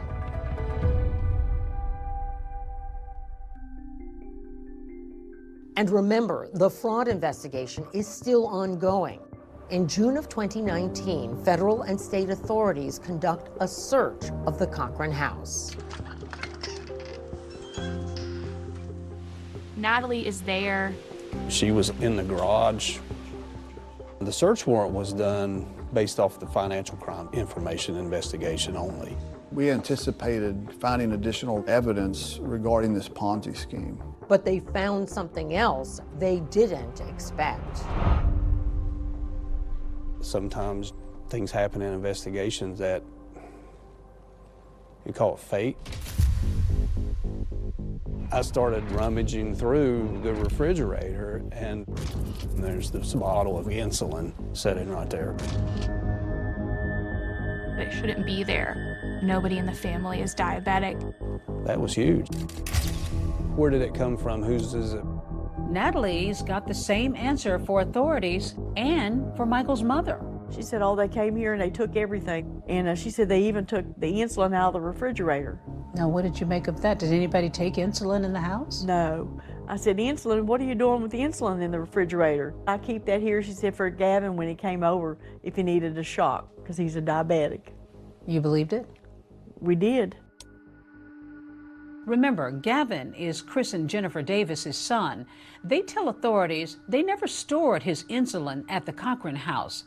But then they recall the bag they left for Natalie the morning Michael collapsed. The investigator said, did she ever borrow insulin from you? And that's when Jennifer was like, yeah, she needed it. She had cancer and she got sick. And that's when they were like, you know when? And I felt like at that moment, we both were like, oh my goodness. Because now we know that she's a thief and a fraud. When we started seeing the text messages with Jennifer Davis about insulin, it was very revealing. If you believe the previous things that Natalie has said, she should have already had insulin readily available in the home. So it made no sense to go through all this effort. I think it's clear that she poisoned him with insulin. Authorities develop a theory of how Natalie may have used insulin to kill Michael.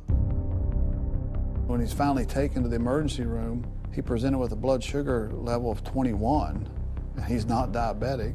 You get low blood sugar by receiving too much insulin. Natalie had access to insulin. She had the means to inject it. She knew exactly what insulin would do. Investigators believe there's enough circumstantial evidence to tie Natalie to Michael's death. 39-year-old Natalie Cochran is now accused of the February 2019 murder of her husband, Michael. Natalie Cochran pleads not guilty. Was that hard for you to accept that your daughter-in-law is being accused of killing your son? Yeah, it was really hard to believe because, I mean, how do you kill somebody that you're supposed to love and they're your children's father? But why would Natalie want to kill her husband? The investigators thought the text messages looked suspicious. Michael didn't know about the Ponzi scheme, but he was learning. Michael was about to discover he didn't have millions, perhaps $1 billion of legitimately earned income inbound from the federal government, and that was a problem for Natalie. Here is exactly the motive of why she felt like she had to kill Michael.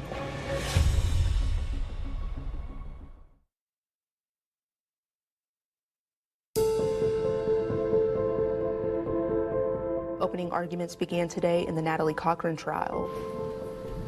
In January, more than 3 years after she was indicted for the first-degree murder of her husband, Michael, Natalie Cochran's trial is finally underway. There were media outlets from all over the country here. The interest in this case was huge. You may be seated. For Michael's family and friends, the 3-year wait for justice has been agonizing. How tough was that for you all to just have this thing drag on before it's going to be resolved? It was hard. Yes, very hard. Spent lots of time praying. What was it like for you to see Natalie in that courtroom? I can't say that I really even thought about her. We just had to get justice for Michael. Natalie Cochran is a young woman. An 11-year sentence with good time served for the Ponzi scheme is relatively short versus a life sentence for murder. Those stakes are incredibly high. All right, now, Mr. Truman, you may proceed. Thank you, Your Honor. On February the 5th of 2019, Michael Cochran was a 200-pound, healthy 38-year-old man. By midday of February 6th of 2019, he had lost consciousness and he would never regain consciousness. The state needs to get ahead of the fact that it's an entirely circumstantial case. You got to tell the jury. You're not going to get the stuff you get on TV. There's no DNA, there's no fingerprints. This is it. But that's enough to convict. This is a complex case, ladies and gentlemen of the jury, but it's built by the state of West Virginia on conjectures and innuendos, and glaringly lacking in motive and the evidence necessary to prove that my client killed her husband. Natalie understood that we cannot present a defense that would somehow skirt the issue of the Ponzi scheme or that would hide it from the jury. We admitted to the jury what was well known to everybody. The fact that she is perhaps a fraud and perhaps a cheat, and that you wouldn't perhaps want to invite her home for Sunday dinner, that you wouldn't like her, does not translate into being a murderer. We absolutely believe that the imminent failure of the Ponzi scheme was Natalie's motive to kill Michael. That was going to happen, and it was going to happen very, very quickly if she didn't act. What Michael Cochran didn't know is certainly one of the most important questions here. But to me, what's more important is what he was about to know, the consequences that would come when he found out that information. And at the heart of the case, a vial of insulin. Prosecutors called that the murder weapon. Yeah. Yeah. What keeps Gavin alive, she used to kill. She used to take life. On the morning of February 6th, Jennifer Davis remembers getting a text from Natalie asking to borrow that insulin. She testifies about that exchange. Can you just explain to me what's going on in this conversation? She said that her and Mike, they were both sick, and she had to start taking small insulin shots. Did you provide that insulin to her? I put the insulin in a bag and gave it to my husband, and he dropped it off on the porch on the way to work. Several hours later, Natalie sends Jennifer a picture of Michael unconscious on the kitchen floor. What did this picture mean to you when you received it? Just that it was just shocking that he was laying there. Natalie contacts 2 construction workers that had worked for the family, says, Michael's on the floor. I'm gonna need help picking him up from the floor and taking him into the living room. So after Chris Davis drops off the bag of insulin, Natalie sends out a text. She invites several friends over throughout the day to check on his condition and essentially make sure he's okay, but not take him to the hospital. In a statement to ABC News, Natalie Cochran says that, quote, Mike hated the hospital. He threatened several people that we better not take him back. Stephanie Hamilton, a physician's assistant, came over to check Michael out and found him non-responsive. What did you specifically notice? That he needed to be checked. I said even people with the history of seizures, anytime they have one, they need to be checked. I kept offering, like, I would go with her. She said she was gonna let him sleep it off. You also heard from her later today. Take a look at that. 21. What does that mean? No one should ever have a blood sugar of 21. What's gonna happen if they do? They're in a coma. Probably near death. At some point, you go over. Yes, and I walk in the living room. He's laying on the couch like he's sleeping. What did you do? So I go over to him. I just remember saying, man, hey, buddy, we'll take you to the hospital. And that's exactly what I did. But by this time, it's too late. Michael gets to the hospital, but the damage has been done. Take a moment, you're okay. Chris, it was very tough for you in court when they showed you the photo that you had already seen of Mike. Yeah. Why did it hit you so hard? I wished I could have got to him first.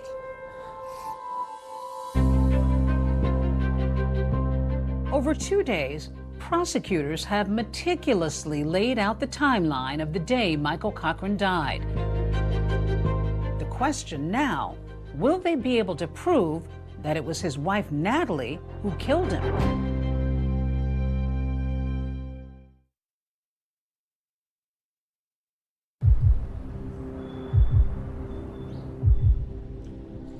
Mr. Truman, you may call your first witness.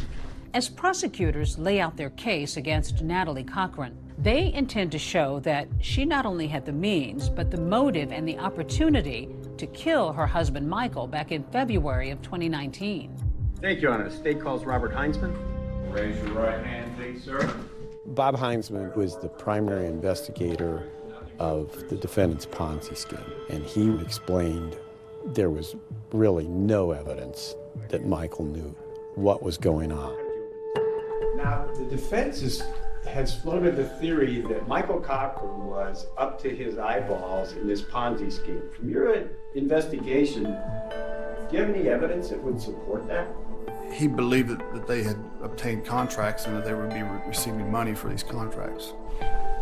Do you have any evidence that he knew that this was a fraud being carried on? No. It was important to hammer home that Michael Cochran was at least cognizant of the scheme because it would destroy the state's theory of why it happened. Have you, in your thorough investigation of this case, talked to the children of Mr. and Mrs. Cochran? No. Would it surprise you if I told you that they observed their parents work on the federal contracts, and you're telling this jury that he had no knowledge of these contracts? I'm not telling the jury that. I said that he knew about the contracts that he was led to believe were bid on by their business. The investigation had revealed that Michael was beginning to ask some really tough questions of Natalie about where the money was going. The day before, February 5th of 2019, it was arranged by the Cochrans to charter a flight from Beckley down to Lynchburg, Virginia to meet with the Bank of America banker. And of course, that was a meeting that Natalie could never allow to happen, because if it did happen, then Michael would know, and that would have been the end of her Ponzi scheme. Court Nexon was an employee of Bank of America. He testified via Zoom in this trial because he's not local. And that was to take place February 6th of 2019, correct? Correct. Looks like they said they were going to fly in, and so we were basically responding to their schedule and setting things up as best we could. Did that meeting take place? Never took place. Natalie was becoming desperate at this point.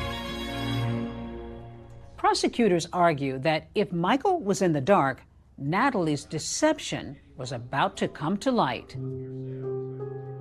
Putting Jennifer Davis on the stand explains how Natalie got the insulin that she needed to kill Michael. Jennifer, at this point, you were offering to help out a friend in need. Is that fair to say? Yes. Did she accept your offer of help? Yes, she did. She asked if she could borrow a vial of insulin. According to Dr. Uribe, who was one of our forensic pathologists, the only way that Michael's blood sugar could have plummeted to 21 was if someone else had given him insulin. There was profound hypoglycemia. Hypoglycemia is low blood glucose. Once he was treated for the hypoglycemia, the blood sugar went up and then it went back down again. To me, that is a significant pattern. And why is that pattern significant to you? Because there are only a few things that can do that. One of the big things is insulin administration. But the defense poses an important question. Could Michael have injected himself as part of a bodybuilding regimen? Dr. Uribe pushes back against that suggestion. To my knowledge, bodybuilders don't use insulin. During the murder investigation, Michael's remains were exhumed, and Dr. Uribe conducted an autopsy. And what did you determine were Michael Cochran's cause and manner of death? I came to the conclusion that the Cause of death was exogenous insulin administration. Your Honor, the state calls Timothy Bledsoe to the stand. Tim was able to draw all of the parallels and connect all of the pieces. He was able to explain for the jury how and why the Ponzi scheme and the failure of the Ponzi scheme led to the murder of Michael Cochran. It was about telling that story, another piece to the puzzle. And I think overall, we were successful. And we previously heard Jennifer Davis testify that she had insulin sent to the defendant's home. Is that your understanding? Yes. Do you recall why the defendant needed the insulin that morning? I believe it was something related to cancer treatment. And throughout the entire course of your investigation, did you ever uncover any evidence that the defendant had cancer? No. Did you waver at all? Did you wonder maybe the prosecutors had this wrong, that it was just a horrible set of circumstances? Not once they talked to us. And then I started going back through, my text, and, Chris and I started talking, and then I was just in shock, disbelief. I was still in shock. It just doesn't seem real at all. But it was hard. Prosecutors have rested their case. Now it's the defense's turn to persuade the jury that Natalie Cochran is innocent. And to do that, they bring in their own star witnesses, Michael and Natalie's children. Do you swear or affirm to tell the truth, the whole truth, and nothing but the truth, so help you God? Yes, Your Honor.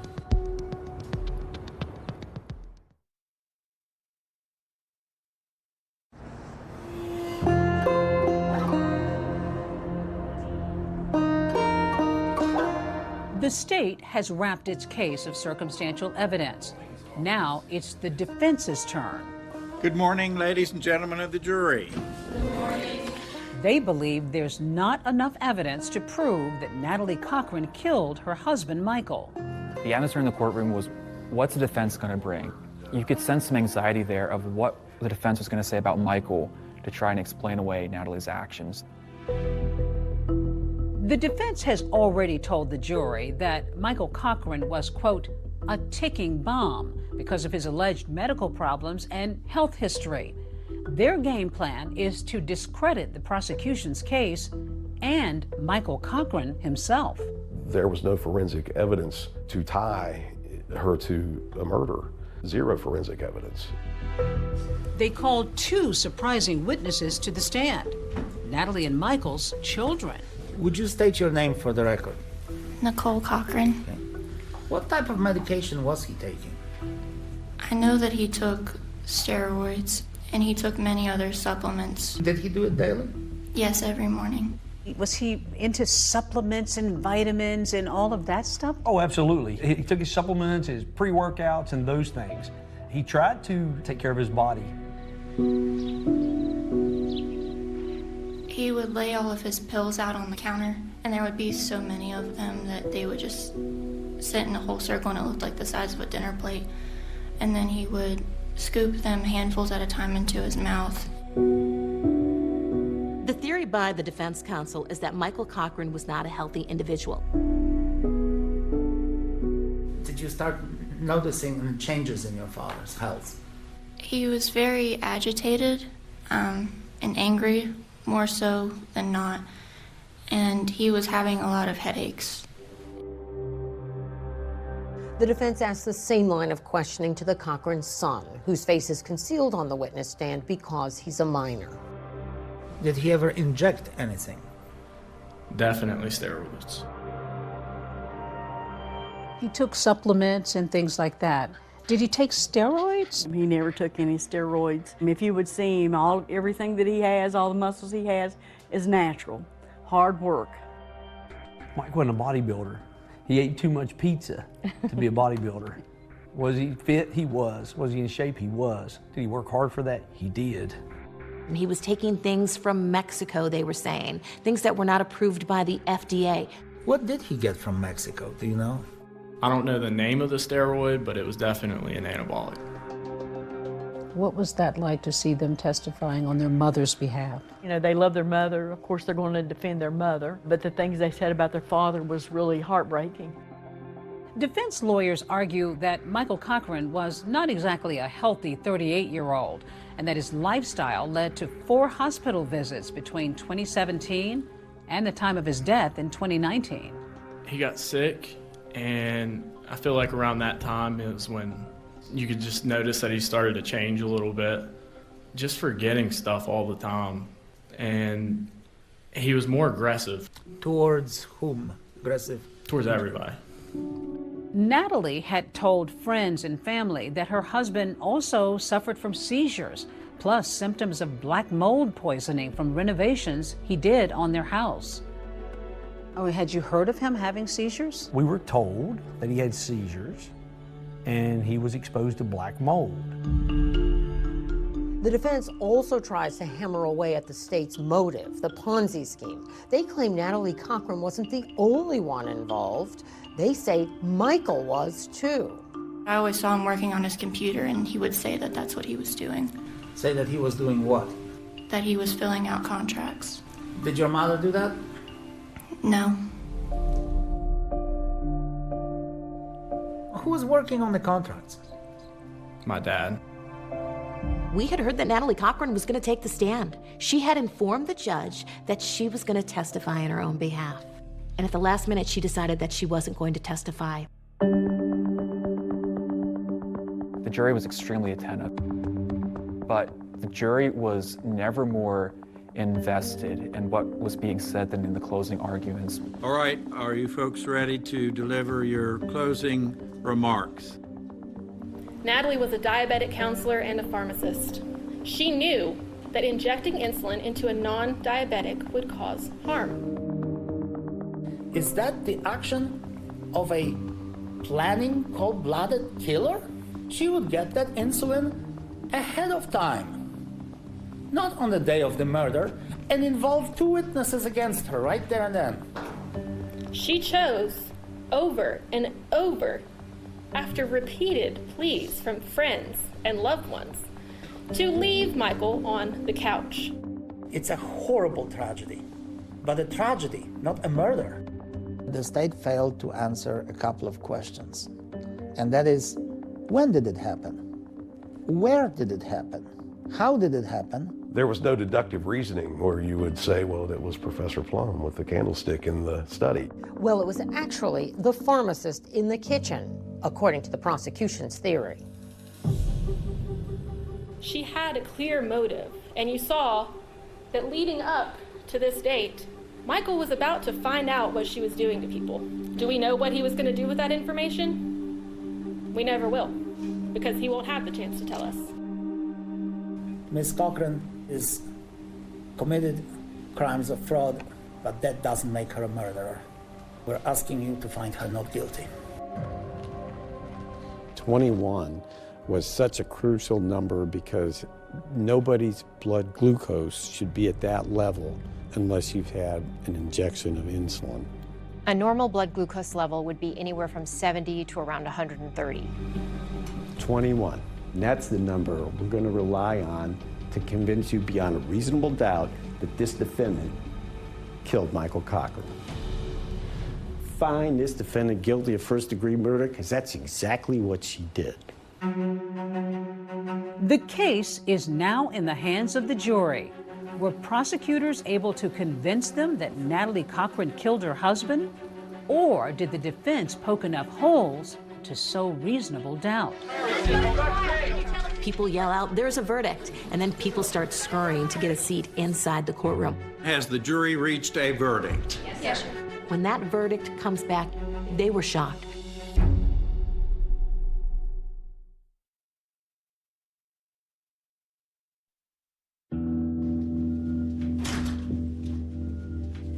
The verdict, handed down just weeks ago, came quickly. The jury deliberated for less than 2 hours. Would the defendant please rise? The jury verdict is as follows. The defendant is guilty of murder in the first degree. What was it like when you heard guilty? We were so happy because we're finally getting justice for Michael after all these years. You know, I could just feel my spirit and everything just went, you know, this is what it's supposed to be. It was exhilarating to hear the word guilty. And all I can think is we did it. We got her. And the jury is not finished. They've got another decision to make, what's known as the mercy phase. Good morning, members of the jury. Good morning. You are back. Mercy, which means the defendant gets parole eligibility after serving 15 years, or no mercy, which means there's no eligibility for parole. You'll raise your right hand, please. A slew of Natalie Cochran's family, including her mom, tearfully take the stand. I beg. I don't know what else I can say except please give mercy to her. For a second time, Natalie's 19-year-old daughter faces the jury that's already convicted her mom in her father's murder. I missed her at my high school graduation, and I missed her on the day I moved into college. I'm begging you to give her mercy so that I don't have to miss more. Natalie Cochran's family ended up leaving when the family of Michael Cochran, when they were up there. Raise your right hand, please, ma'am. We, along with our family and friends, have sat quietly and graciously and painfully watched and listened as Michael's good name has been murdered time and time again. It was one of the most intense pieces of testimony in the entire trial. This spoiled, evil, narcissistic murderer had seldom, if ever, been denied this which she wanted.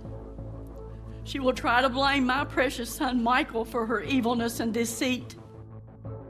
Do you remember what you said that you felt the strongest about? When I said that please, please, don't give her any mercy, we ask that you please, please, no mercy. She never gave Michael any mercy. I think it was extremely riveting for the jury to see. We, the jury, unanimously do not recommend mercy. Natalie Cochran will spend the rest of her life in prison. But the pain lives on for Michael's friends, Jennifer and Chris, whose son's insulin may very well have been used to end their friend's life. I trusted her, and that's the exact same thing she used and borrowed from me, and that's hard, and that's something I'll have to live with. As far as I'm concerned, justice has been done. She's where she needs to be. You've lost your son? You've lost financially? You've lost a lot. Yes, we have, but we have each other and we're strong for each other. That's the only way we can get by, and because of God. What about your grandchildren? Do you hope to have a relationship at some point with them? Right now, I think it's best the way that it is. I don't see them coming around, and we have to accept it and just go on. Just days after the verdict, I visited with Michael's parents. His stepfather, Ed, took me to a special place they've created to honor their son's memory.